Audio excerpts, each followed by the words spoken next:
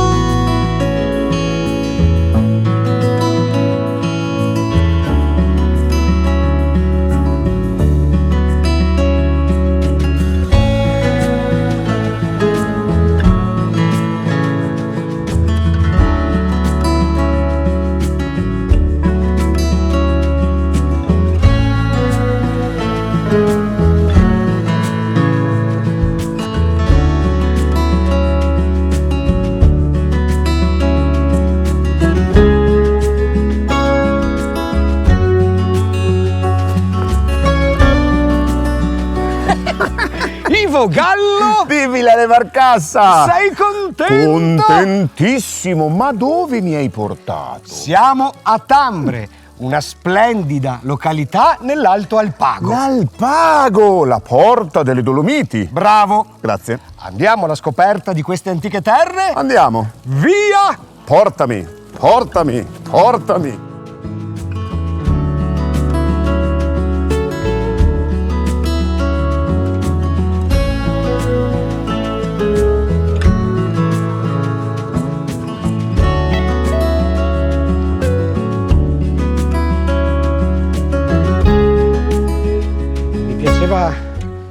Questo pendio, questo raggio di sole, e ci troviamo in un prato del centro più antico di Tambre, Tambre Vecchia.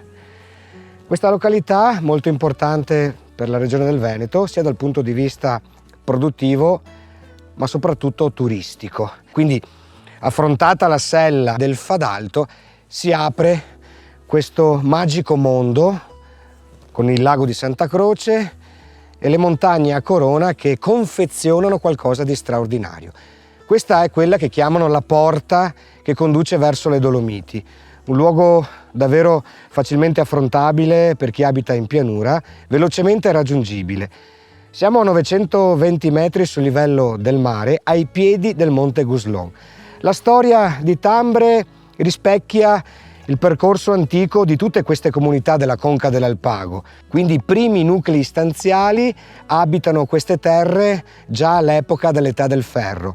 Però il primo sviluppo culturale, urbanistico, avviene con l'arrivo dei Longobardi e siamo nel 568 d.C., tanto che alcuni toponimi richiamano quell'antica storia, ad esempio Farra d'Alpago, da Fara, che significava una comunità strutturata di genti con un capofamiglia. Il toponimo Tambre forse deriva da Tamer, che significa recinto, i recinti antichi all'interno dei quali si contenevano le pecore durante la notte, anche per proteggerle da eventuali aggressioni di lupi. La parrocchia di Tambre nasce nel 1730 e in quel periodo c'era una famiglia importante, i Fullini, i quali si arricchirono davvero molto attraverso i commerci con Venezia, divenendo poi i conti della Serenissima e spostandosi verso il Friuli Venezia Giulia. Adesso noi affronteremo le bellezze paesaggistiche di questi luoghi che sembra come non affrontino il tempo come siamo abituati magari nella vita normale, quotidiana delle grandi città della pianura. Qui un po' l'orologio si ferma, perché ci regala quelle vibrazioni che permettono al nostro spirito, un po' come in un percorso alchemico, di recuperare davvero la bellezza, l'oro che è dentro ognuno di noi.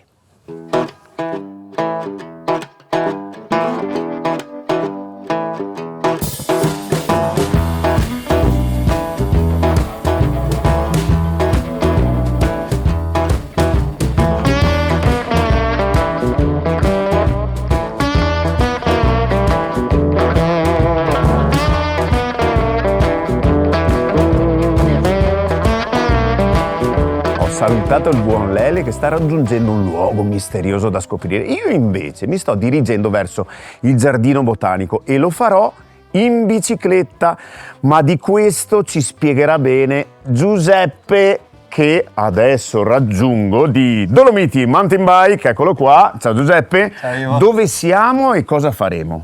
Allora, in questo momento ci troviamo alla piscina di Tambre, dove è presente un punto di noleggio in collaborazione con Roby Bike, che è la sede fisica a Belluno, e siamo pronti a partire per un bel giro in bicicletta con noi. Dolomiti Mountain Bike, siamo un'associazione sportiva che si occupa siamo guide cicloturistiche, quindi portiamo a scoprire le meraviglie dei nostri paesaggi. Ma chi portate? Chi portate? Portiamo chiunque, dalla famiglia con i bambini che vuole farsi il weekend al sole in mezzo alla natura per divertirsi, al ciclista più esperto che vuole farsi il sentiero un po' più impegnativo e alla ricerca di un po' di adrenalina e di avventura. E anche quello un po' meno esperto come me, che vuole scoprire le bellezze di questa natura. Certo. Ma quindi ci sono tanti luoghi da visitare, tanti sentieri? Spiegami. Pieno di natura, pieno di sentieri, strade bianche, e da qui ti porterò a vederne un po' adesso salendo verso l'altopiano del Cansiglio, un altopiano circondato da una bellissima foresta di faggi,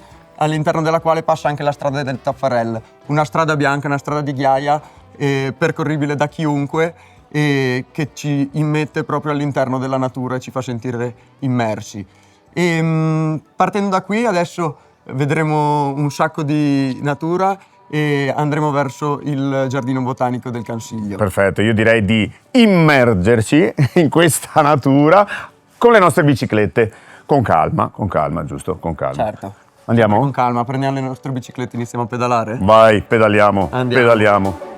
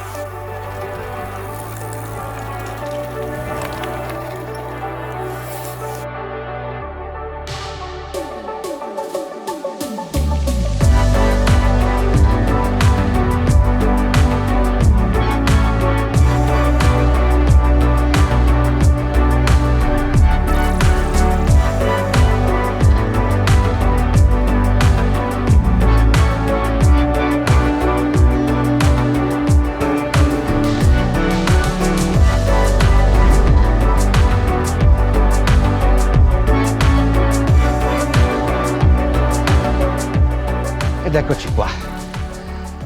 Ho guadagnato questa dimora molto particolare, molto affascinante, perché questa è detta la casa dell'alchimista. Cos'è accaduto? Succede che sul finire del 400, inizi 500, non abbiamo dati certi, questa abitazione viene costruita da tal Alessandro, proveniente da Alessandria d'Egitto, terra dell'alchimia. Sostanzialmente era un esule scappato perché condannato nella sua terra e fu ospitato e aiutato dalla Serenissima Repubblica di Venezia, la quale concede ad Alessandro di costruire questo dominicale, quindi una palazzina elegante nel cuore di questa conca dell'Alpago. A pochi metri da Tambre, siamo nella località Val de Noguer. Perché è detta casa dell'alchimista? Evidentemente ci sono molti misteri e molte leggende legate a questa costruzione, ma ci sono dei dettagli, soprattutto all'esterno, che richiamano a questa grande opera alchemica. Partiamo da alcune proporzioni. Allora, la facciata è quadrata con questa elegante bifora veneziana, tipica proprio dell'architettura del Cinquecento, ma è suddivisa in 3 ordini. Forse i 3 ordini richiamano proprio le procedure alchemiche, alcuni dicono siano 3, altre 4, altri 5. Ci sono varie teorie legate allo studio di questa antica pratica rinascimentale.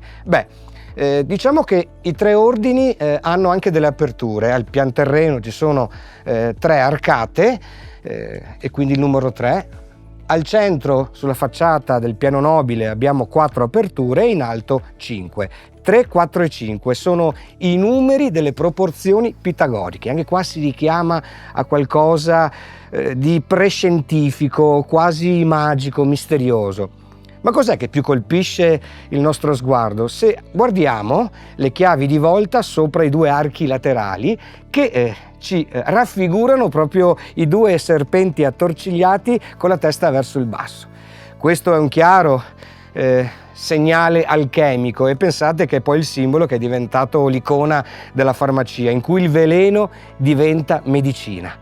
Poi ci sono altri particolari come quel volto, qualcuno dice sia la personificazione dell'alchimia, altri invece che rappresenti il sacro fuoco dell'amore perché richiama gli amorini che troviamo in tante chiese del Rinascimento e del Barocco. Si sa comunque che questa casa nel 600 fu abitata sì da un Alessandro, ma Alessandro Bortoluzzi. Torniamo alla simbologia di questa facciata. Anzitutto questo quadrato che ascrive in sé 2 triangoli equilateri che incrociati formano la famosa stella di Salomone, e poi 3 ordini, come dicevo, ovvero i 3 passaggi dell'alchimia. Quindi a livello base, quindi al pian terreno, il colore nero corvino che è il nigredo, in cui si trovava evidentemente all'interno l'atanor, questa sorta di forno con cui si compivano le procedure alchemiche. Poi si sale al secondo piano, quindi l'albedo, lo sbiancamento, e si finisce al terzo piano in cui si passa al rosso, che è il rubedo. Quindi il rosso forse è il colore del tutto che mette insieme la materia e lo spirito e rappresenta per certi versi la purezza dello spirito.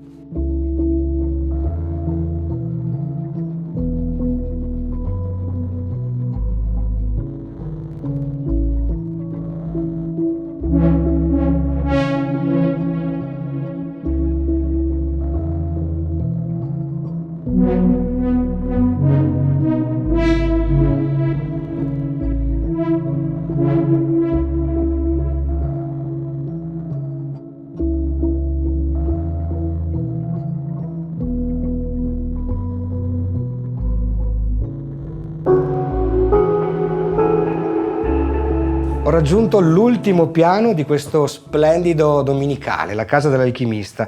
Innanzi a me c'è una sfera armillare, utilizzata dagli alchimisti, ma da tutti coloro che indagavano le dinamiche dell'universo. Infatti, come vedete, nell'epoca tolemaica la Terra era al centro di tutto, al centro dell'universo. Non come poi con la teoria copernicana si pone il Sole al centro dell'universo. Quello che mi piace pensare è che sostanzialmente attraverso l'errore si è arrivati alla verità scientifica, cioè gli studi degli alchimisti, di molte persone che indagavano i misteri dell'universo pur sbagliando, pur inseguendo forse la strada non corretta, con i loro calcoli, il loro percorso intellettuale hanno svelato qualcos'altro, nel senso che chi è arrivato dopo ha confutato queste teorie, questi studi per migliorarli, per arrivare forse a una teoria più completa e più esatta. Quindi gli sforzi degli alchimisti hanno forse permesso poi lo studio della chimica moderna. La stessa cosa vale per chi è riuscito a trovare in qualche modo la quadra sulle dinamiche universali. Se vi capita di passare per l'Alpago, fate una sosta a Val de Noguer, in visita a questo luogo che trasmette un'energia molto particolare. Qui vengono scienziati, curiosi, appassionati e forse quando si entra questa energia viene davvero percepita e quindi io continuo a passeggiare all'interno di questo spazio un po' misterioso, legato a molte leggende, ma che riempie davvero il mio spirito di colore rosso.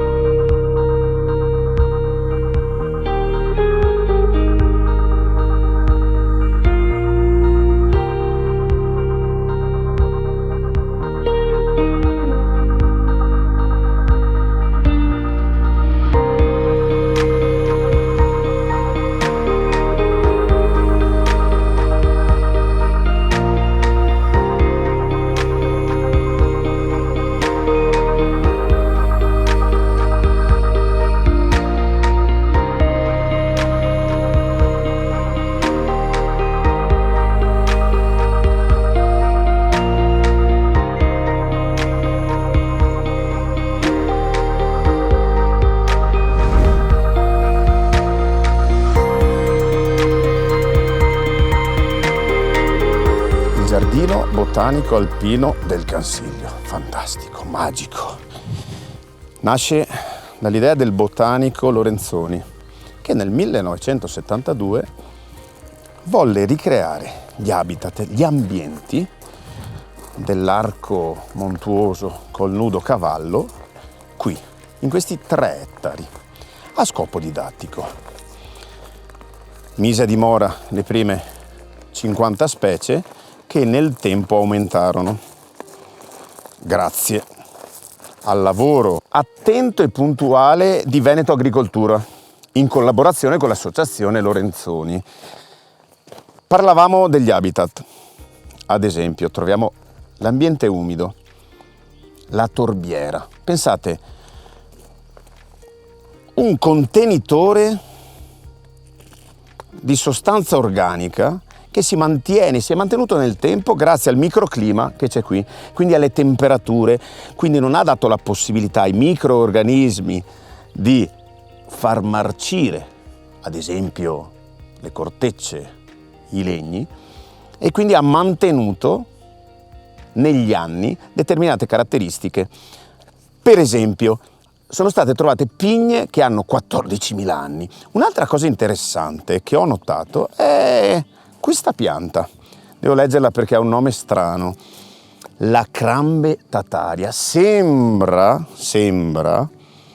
che sia stata importata da Attila, dagli Unni, perché è tipica della Mongolia, ma probabilmente trovando l'ambiente ideale si è sviluppata anche qui.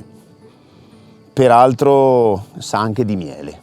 Un'altra cosa che mi ha colpito dell'ambiente umido è la lama,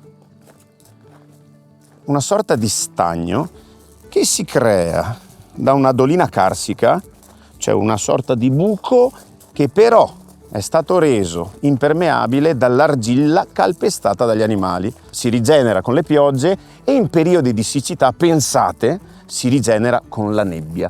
Quindi è comunque un ambiente in movimento. Un'altra delle caratteristiche peculiari di questo giardino botanico è il criterio fitosociologico col quale è stato creato, cioè mettere insieme le varie specie vegetali nel loro ambiente naturale, quindi creare la realtà sociale, chiamiamola così, dei loro ambienti.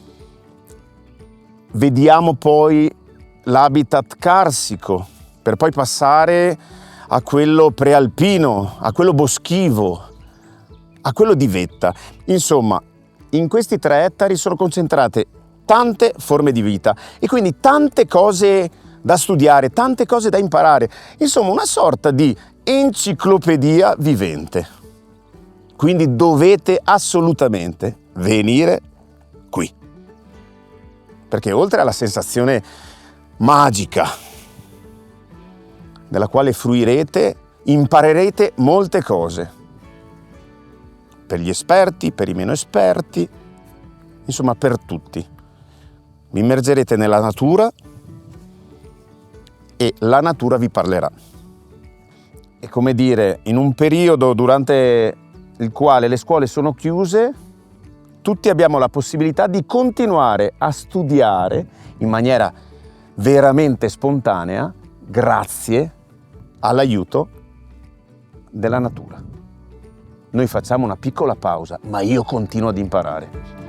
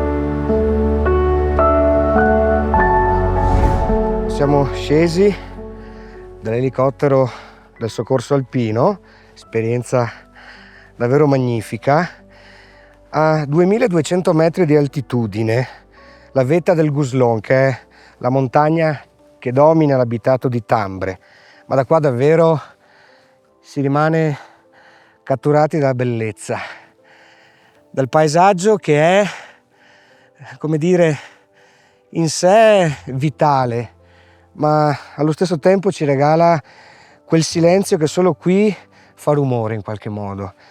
Lo spirito viene annichilito ogni qualvolta si raggiungono questi luoghi. Da qua si vedono le montagne più importanti del pianeta, questa conca che rappresenta un mondo unico in sé, non replicabile in altre zone della nostra terra, dal microclima del lago all'altezza di queste vette così piene di vibrazioni serene, profonde, quasi una musica, quasi un violino mi verrebbe da dire, gravita all'interno di questo spazio universale. In vetta troveremo due volontari, due bellissime persone del soccorso alpino che sono Vittorio e Dimitri.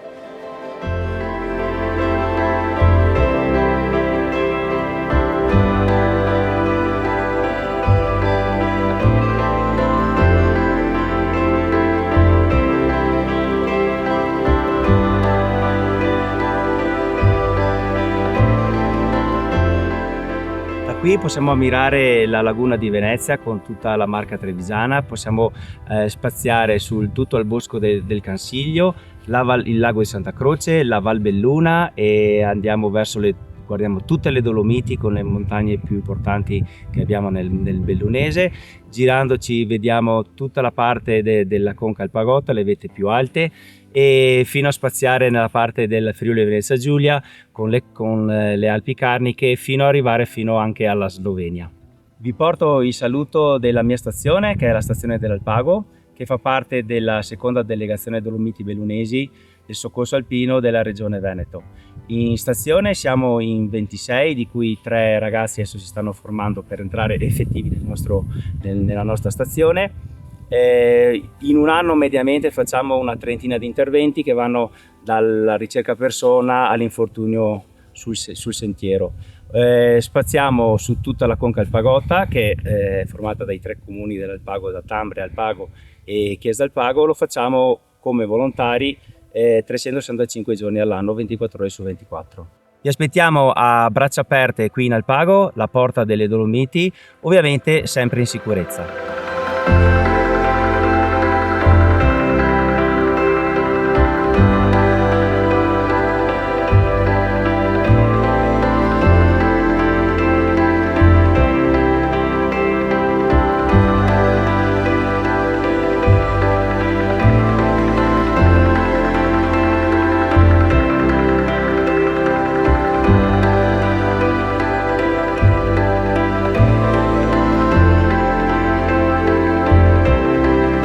Il soccorso alpino sulle Dolomiti Bellunesi nasce, un po' come su tutte le Alpi, per iniziativa volontaria dei valligiani che, frequentando le terre alte della nostra provincia, avevano intuito che c'era un bisogno, con il nascente turismo di fine 800, primi del Novecento, di portare e prestare aiuto alle persone che si avvicinavano a scopo turistico ma anche per lavoro alle Dolomiti.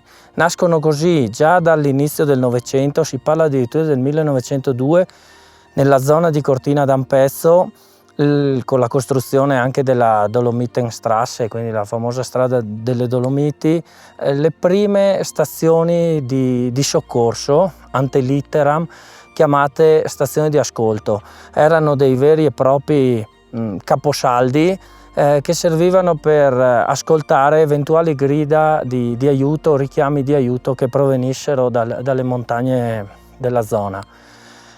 Chiaramente questa attività, con l'aumento dell'attività turistica, è aumentata, le stazioni si sono sempre più strutturate, è ancora prematuro parlare di stazioni, ma questi gruppi si sono organizzati sempre meglio per arrivare nel 1954 alla creazione, all'istituzione definitiva del soccorso alpino.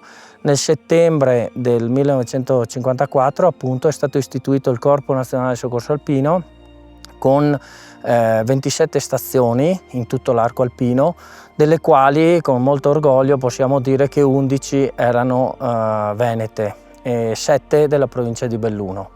Quindi diciamo questa zona è stata proprio tra le prime autrici di questa nuova creazione.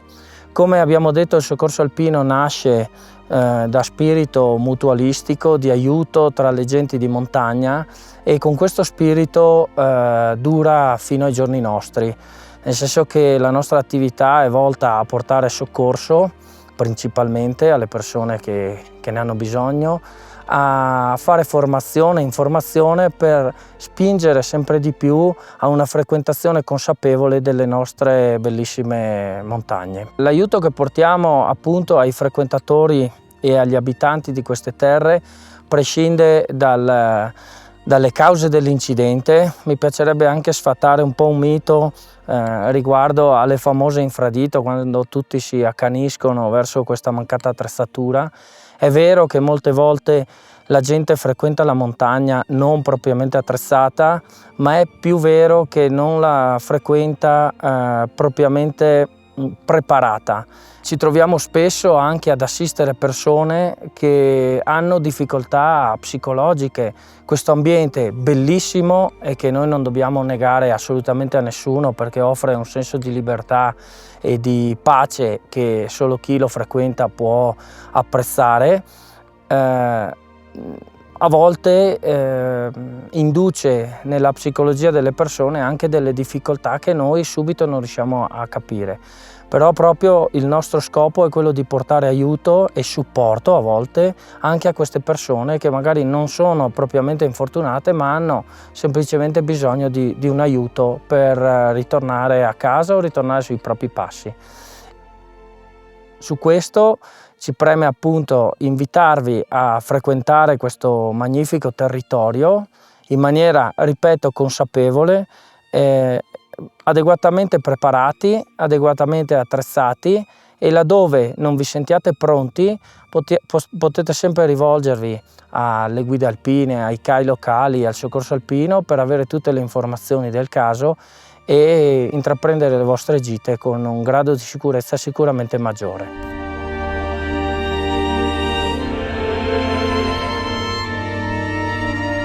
Lele, siamo in vetta. Il Monte Guslon. Ma tu li senti più vicini? Un po' sì. Li salutiamo? Ciao Luigino. Ciao Giulio.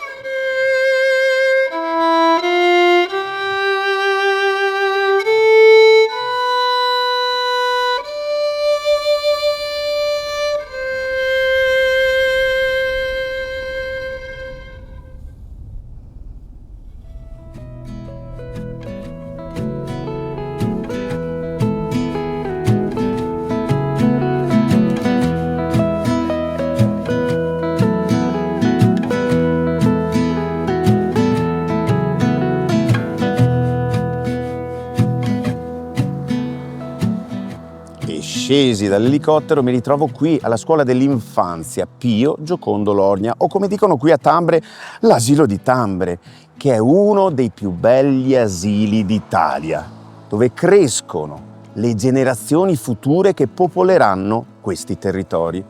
E a proposito delle generazioni future, andiamo ad incontrare i piccoli ospiti e magari, se riesco, li abituo a fare una cosa interessante. Andiamo!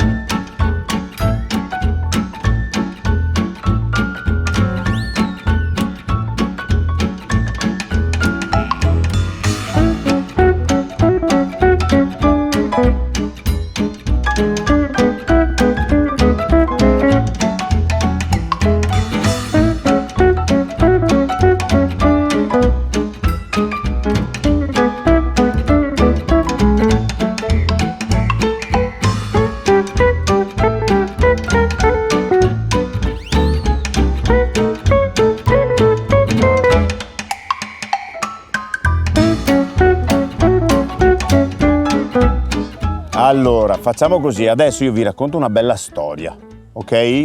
Siete d'accordo? Perfetto, perfetto. E la storia parla proprio di quell'albero là. Quell'albero là, sapete che albero è? È un tiglio e si chiama tiglio perché i suoi semi, in autunno, volano via come dei piccoli elicotteri e quindi con una piccola ala detta tilium, e si chiama così. Ma la cosa più interessante è la storia di questo albero qui. Vedete che bello che è? Grande, verde, c'erano sempre tante farfalle e questa storia è di tanti anni fa. A un giorno una bimba di nome Lucia, che stava sempre un po' da sola, si è fermata perché si è accorta che il tiglio non era così tanto felice. Ciao, io sono Lucia, ma tu come ti chiami? E il tiglio le risponde. E il tiglio le dice, io sono il tiglio Bruno. Il tiglio Bruno? Ma perché sei triste? Lucia gli chiede. Io sono un po' triste perché tutti i bambini vengono qui a giocare e guardano sempre le mie foglie, il mio tronco, i miei rami, ma c'è un'altra parte di me che loro non vedono, che però è molto importante, che sono le radici. E poi le radici vanno in giro, si allargano e possono parlare con gli altri alberi, con le altre piante e diventano sempre più grandi. Lucia dice, caro albero Bruno, caro tiglio Bruno, facciamo così. Io vado a chiamare tutti i bambini e da oggi in poi, proprio per dimostrarti che sappiamo quanto importante sei sia su che sotto la terra, ti accarezzeremo, ti faremo una carezza al giorno, ti abbracciamo tutti i giorni. E il tiglio da quel giorno, ogni giorno, sorrise sempre. Lo facciamo sorridere anche noi? Ci alziamo e abbracciamo. Fermi qua, andiamo piano piano tutti insieme per manina e andiamo verso il tiglio Bruno e lo abbracciamo, ok? E lo abbracciamo e gli diciamo che gli vogliamo tanto bene, ok? Ci siete? Bravi!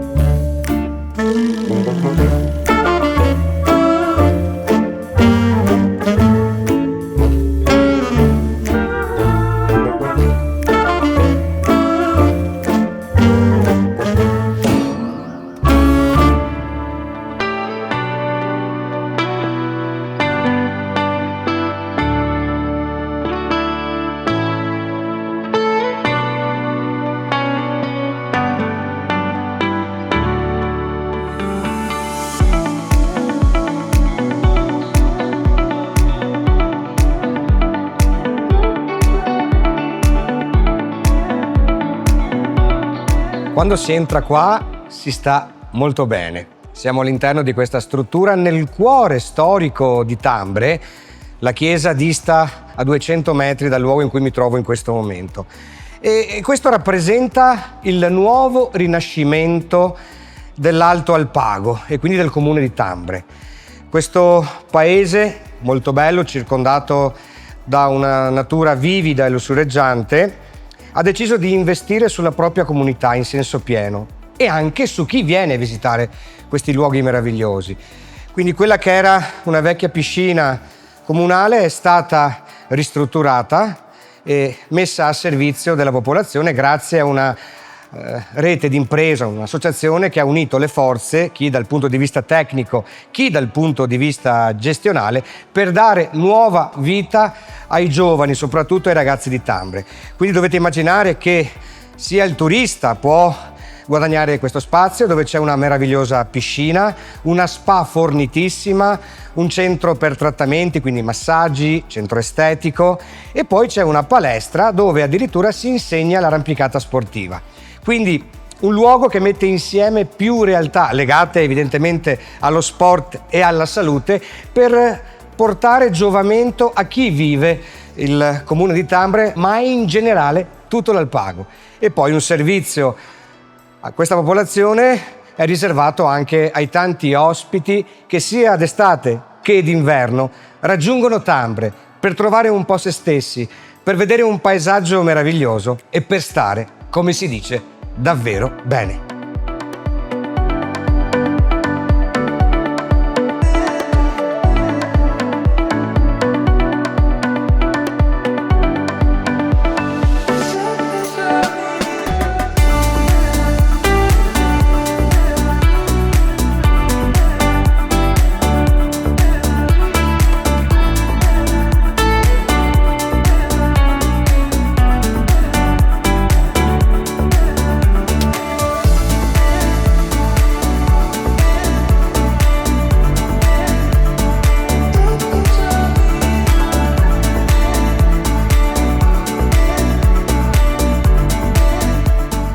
Mi trovo davanti alla palestra di Roccia di Tambre, rappresento Leva Alpago, Emergenza Volontari Ambulanza Alpago, che è un'associazione di persone che dà supporto al territorio. Noi operiamo con 5 mezzi e operiamo 24 su 24, 7 giorni su 7, proprio per dare primo soccorso alla popolazione della nostra bellissima conca. Siamo qua sono qua assieme ai miei colleghi per fare una simulazione per i ragazzi delle scuole dove andiamo a far vedere quelle che sono le attività che facciamo di solito durante i nostri servizi. Tutti noi volontari siamo particolarmente orgogliosi di questa nostra associazione che ha quasi 25 anni di vita, e orgogliosi di poter prestare appunto il nostro servizio, la nostra dedizione a tutte le persone che si trovano, che vivono nella nostra bellissima conca oppure che vengono magari per periodi di soggiorno di villeggiatura.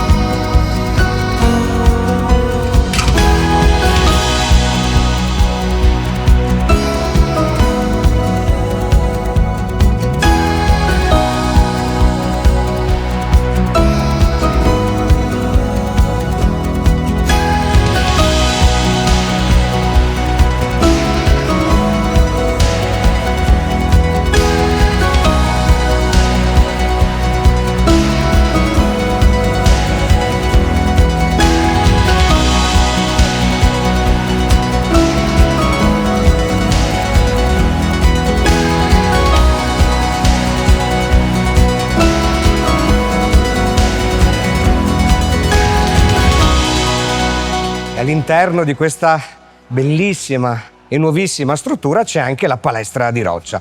una palestra di roccia sportiva, perché è un'attività, una disciplina che sta davvero prendendo campo in tutta Italia e c'è anche qui a Tambre, quindi la gente può recarsi all'interno di questo spazio e imparare ad arrampicare per fini sportivi sì, ma anche per affrontare queste montagne meravigliose. Quindi all'interno di questa struttura la palestra di roccia, il bar per l'accoglienza, la meravigliosa piscina, la spa, il centro estetico e poi anche la possibilità di noleggiare una bicicletta pedalata assistita che ci permette di raggiungere dei sentieri davvero unici in questa conca straordinaria.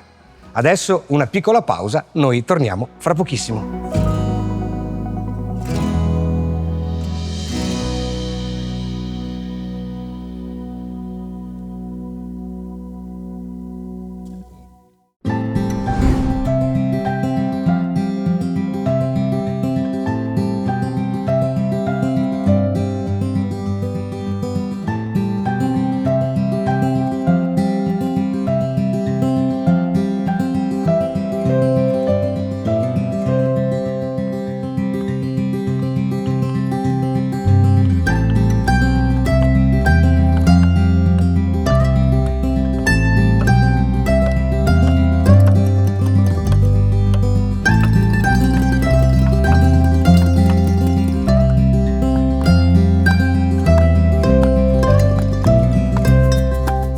Raul, Ciao Daniele. non volevo disturbarti, in realtà ci siamo organizzati, però ho colto questa occasione, direi magica, perché questo grande artista, che ha una fama internazionale, è uno dei più grandi scultori del legno esistenti.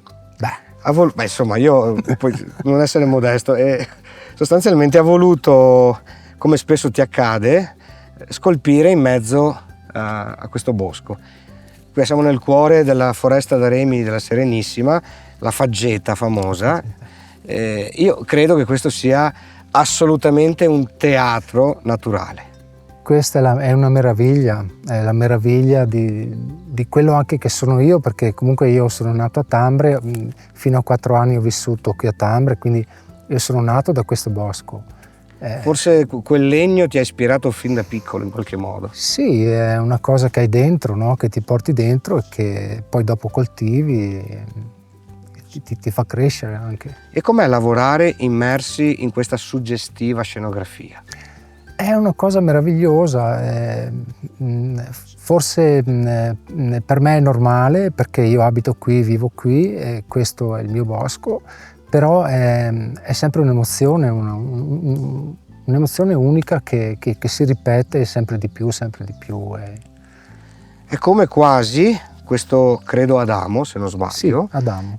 Stesse crescendo come opera artistica tanto quanto crescono questi faggi nella foresta del Cansiglio. Assolutamente, già una scultura cresce e si sviluppa proprio dal legno, dalla materia e anche per questo che a me piace lasciare la materia viva, quindi il significato che ha anche la materia. Infatti questo Adamo, in questo così chiamiamolo peccato, anche lui si disgrega lasciando la materia e quindi il corpo che si consuma, no? Quindi c'è anche un significato di nascita ma anche di morte, di nuova vita, ecco. Certo. Questo è il mio messaggio. Io lascerei questa sorta di scenografia dinanzi a questa platea che ha costruito la natura e il cui rumore, anzi direi la musica, l'armonia è segnata dal tuo lavoro, dalla tua grande opera artistica. Grazie Raul. Grazie. Di cuore. Grazie a voi.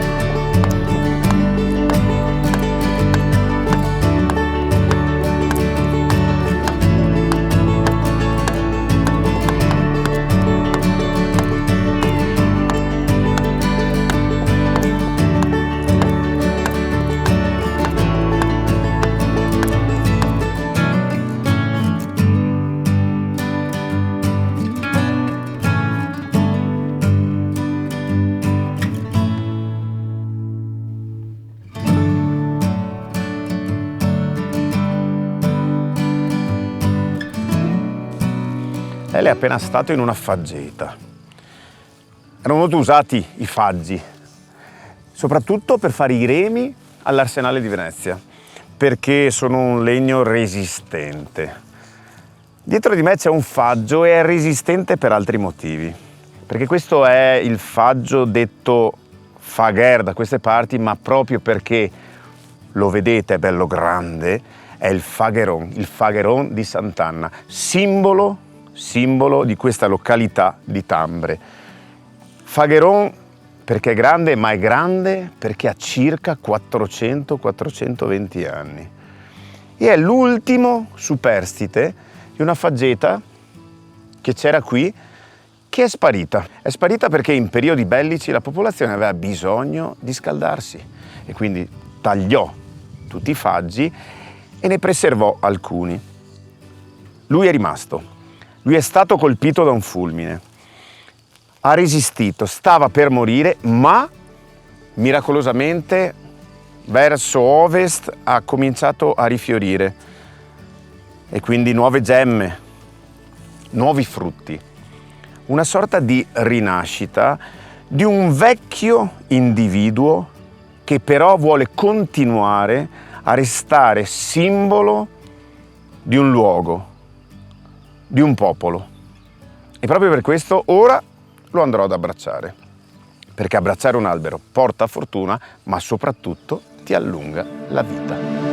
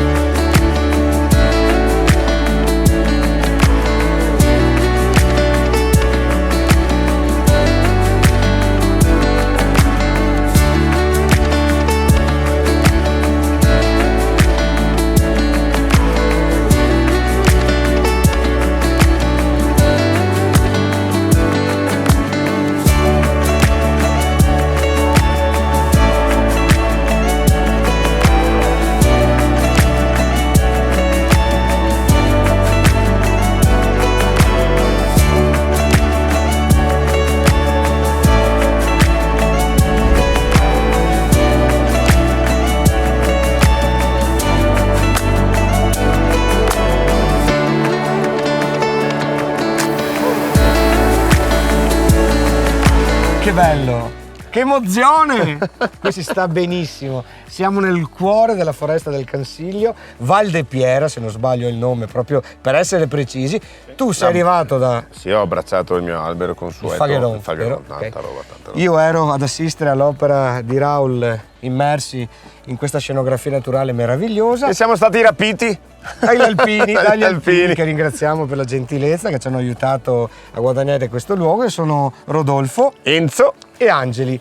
Insieme a tutti voi alziamo il calice e brindiamo al meraviglioso Alpago. Evviva! Evviva! Evviva!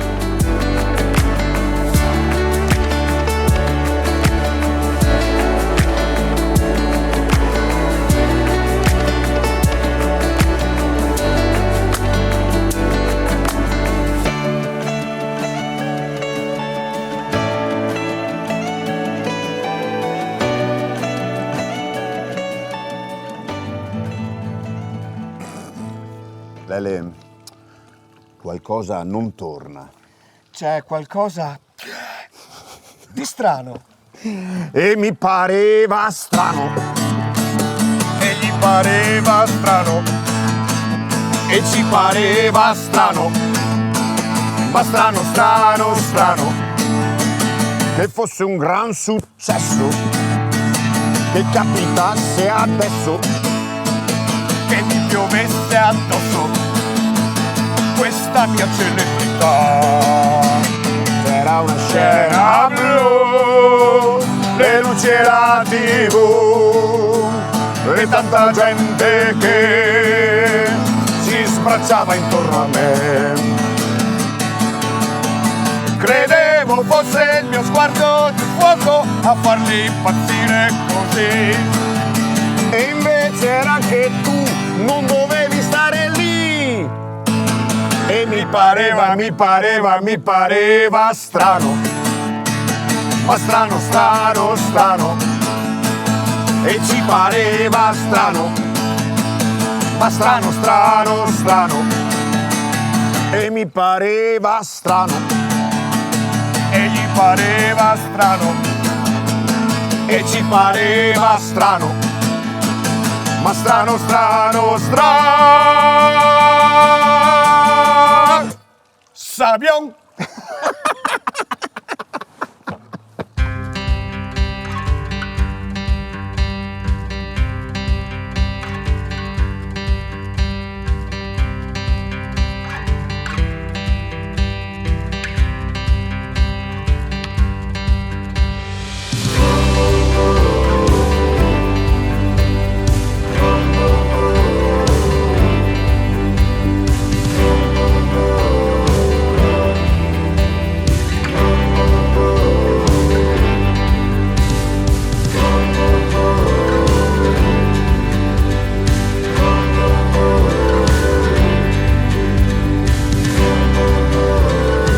Innanzitutto ringrazio Welly, Enzo e Fiorello che mi hanno permesso di raggiungere questo luogo sacro, importante per la comunità di Tambre. Anzitutto perché si dice che nell'Ottocento venne eretta questa piccola chiesa rurale per un voto, non meglio specificato, non meglio conosciuto. È in un punto però strategico perché a pochi passi da qui inizia l'ingresso alla grande foresta del Cansiglio e quindi era un luogo di transito e un luogo evidentemente di preghiera, anche perché nei pomeriggi lavorativi molte donne provenienti dal comune di Tambre, da Spert, quindi dalle località vicine al centro più grande, tipo Broz, partivano per lavorare nei vivai dove si coltivavano quelle piantine che poi venivano distribuite e vendute. E tutti ricordano queste donne che passavano di qua, camminavano cantando canti religiosi, un po' allo stesso modo delle più famose mondine che ricordiamo. Quindi grande fatica, agricoltura, momento di devozione a Sant'Anna e poi rientro nelle proprie case. E quindi è un simbolo di una comunità che forse non esiste più perché dagli anni 60 tutto è cambiato anche qui in Alpago, però tutto questo lo racconta benissimo Antonio Bortoluzzi e mette all'interno di una storia questa chiesa e c'è un protagonista, che è un ragazzo che visitava questo luogo e all'interno c'è un'icona dedicata alla Madonna e lui si è immaginato che questa Madonna fosse quasi la Madonna del solfato, capiamo bene. Il solfato era necessario per il lavoro in agricoltura e produceva questo fluido di colore blu molto intenso e forse questo nel giovane ragazzo ha evocato pensieri sì devozionali ma fantastici, immaginifici. Louis Jett fece sciogliere in un piccolo recipiente i granelli di solfato di rame. I granelli avevano un colore blu che non s'era mai visto in natura. C'era solo un colore così in giro, era il mantello della Madonna. C'erano tante Madonne, la Pellegrina, la Dolorata e Tonin, quando osservava la statua nella nicchia laterale in chiesa, pensava alla Madonna del Solfato. Poteva essere la protettrice delle vigne, dell'uva, delle madri che faticavano su prati ripidi, dei bambini che piangevano fino ad abituarsi a stare da soli. La Madonna del Solfato sarebbe stata una grande idea per quelli delle rive. Avrebbero avuto anche loro un santo come si deve, magari potevano costruire una chiesetta ed d'estate tutti sarebbero venuti in pellegrinaggio. Ma non si fidava, un po' perché aveva paura che gli rubassero l'idea e un po' perché era peccato mortale scherzare con i santi.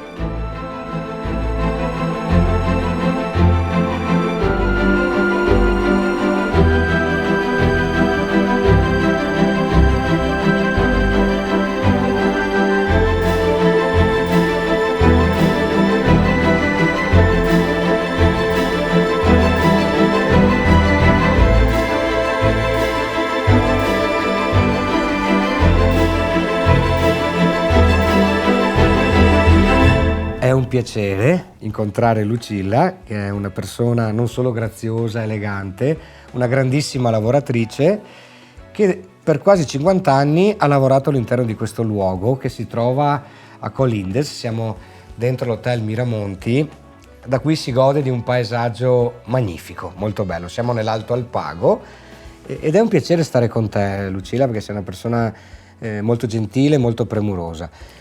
Siamo qua perché questo luogo ha rappresentato un punto di ritrovo per le persone da molti anni. Qui addirittura sono venuti grandi uomini della politica, si ricorda con affetto la presenza di Cossiga che veniva a mangiare da voi, perché qui c'è ancora la cucina vera di Tambre, del Cansiglio e dell'Alpago.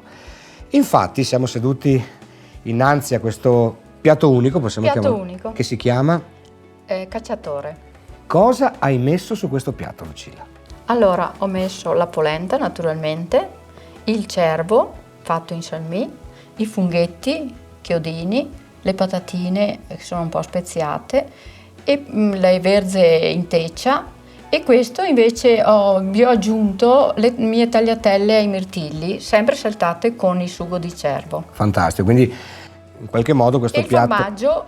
formaggio che è alla piastra. Alla piastra, quindi questo piatto possiamo dire che rappresenta un po' le realtà culinarie di questa terra meravigliosa. Di questa terra, sì. E, insomma, il cervo è uno dei tuoi piatti forti. Il cervo è un piatto nostro forte che ho imparato dalla nonna e da una signora che ha fatto la cuoca qui 40 anni fa, che si chiamava Maria, e poi il resto con l'andare del tempo si è imparato un po'. Certo.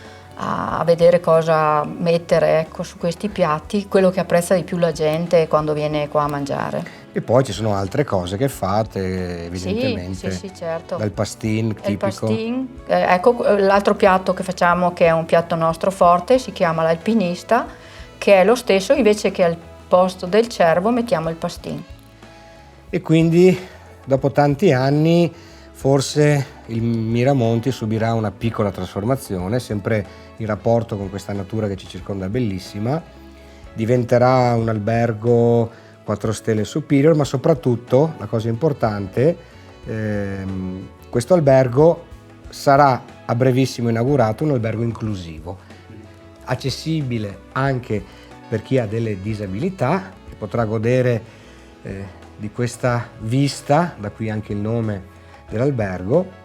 Qui si fanno tante iniziative sportive, si possono prendere le bici a pedalata assistita, esatto, insieme a questo ragazzo magnifico, Inder, che è un ragazzo che ha avuto questa idea di mostrare la Conca dell'Alpago ai turisti attraverso un mezzo comodo e facile da utilizzare. certo. Ci sarà anche una spa molto grande, quindi un turista, un avventore, un appassionato di montagna potrà arrivare qua, stare in totale tranquillità, relax, godersi il benessere della Salus per Aquam, si dice, godere di tantissime iniziative sportive e soprattutto trovare i piatti della tradizione che tu hai sempre preparato con il cuore. Io direi davanti al cacciatore, al Miramonti, con Lucilla, salutando anche la tua Maria Elena, che è la mia aiutante. Collabora con te da tanto tempo. Sì. Io direi di fare un brindisi con Lucilla a questo luogo incantevole, davanti a un piatto che raccoglie un po' la tradizione dell'Alto Alpago, in un luogo appunto dove l'aria È buona. è buona. E viva Lucilla e viva il Miramonti. Sì.